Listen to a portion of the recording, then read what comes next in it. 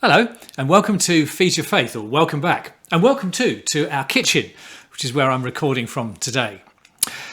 You know, in this section of Philippians, Paul wants the believers to be of one mind.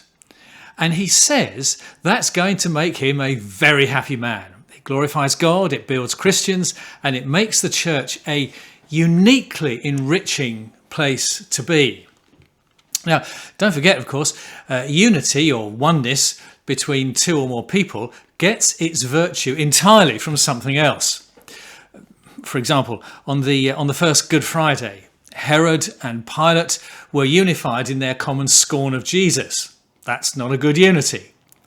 In contrast, Paul and Timothy combined together to write this letter and to build the believers in Philippi and thank them for their gift. This is much more of a beneficial unity. So what kind of unity brings God joy and builds his kingdom? Well, Paul unpacks that in these verses. And he addresses the obvious next question: how might I go about it? Are there principles he'd realised then that we can apply now? Well, there certainly are. And Paul expresses it both negatively and positively. Here's how he put it. Do nothing out of selfish ambition or vain conceit. Rather, in humility, value others above yourselves. Don't look only to your own interests, but each of you look to the interests of others. Your thinking should be the same as that of Christ Jesus. Now, I'm including verse 5 here instead of lumping it in with the next paragraph for reasons which I hope will become obvious a bit later. So let's concentrate on the causes of disunity, because a right diagnosis of the disease will help us to assist when it comes to curing it. What are the oneness busters in the Christian church? Well, Paul talks about two in particular. One is selfish ambition. When I'm focused on myself and my ambitions and my career and my prospects and my reputation, I see the world only through my lens. But being ambitious for others binds me to them in friendship and in a way that few other attitudes can. Self-interest is promoting self, and it's committed to self from beginning to end. And then he talks about vain conceit.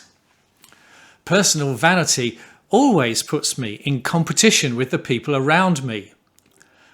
In the story of Snow White, no relation, I hasten to add, every morning the wicked queen started her day with the same mantra.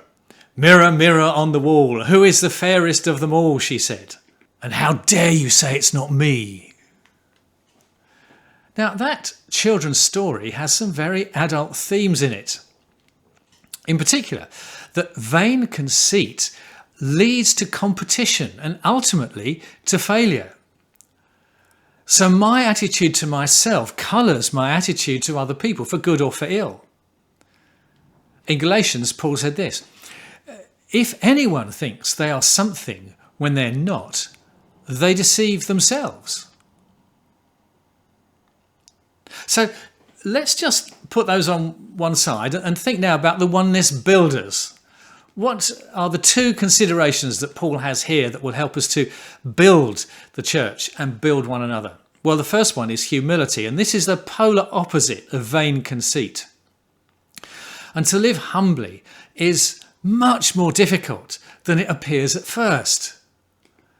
I think humility is a strange quality, because as soon as you think you've licked it, you've lost it. And some of the greatest people who have walked this earth have also been the most humble, not seeking to advertise themselves, but simply to do what task God has placed them in this world.